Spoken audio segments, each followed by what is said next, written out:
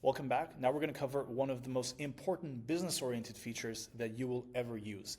This is not something that inherently deals with making you money, but it's what's going to enable you to reproduce your successful days over and over again.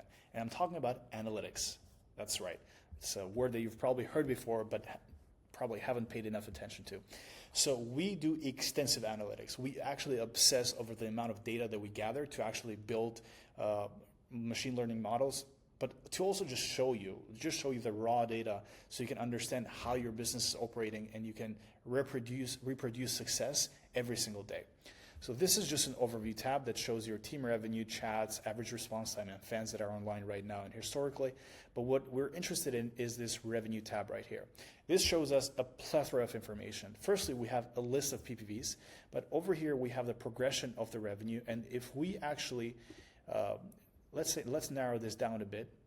We can see, but in detail, all the entire amount of money that was made every single day, and even hour by hour on this revenue by team member. It's pretty self-explanatory. It just distributes it by team members, so you can see who your top performers are, and you can match who you want to, which team member you want to put in which hours of the day, which shifts. This is a distribution by price, meaning how many PPVs you've sold at a specific price point range. So here, my old account, this is my old agency's account, we did 15 sales between $15 and $20 range, for example, right? And this data is not the most reliable because this was before the platform was built fully. But the point is that the distribution really matters here when you look at the revenue by price.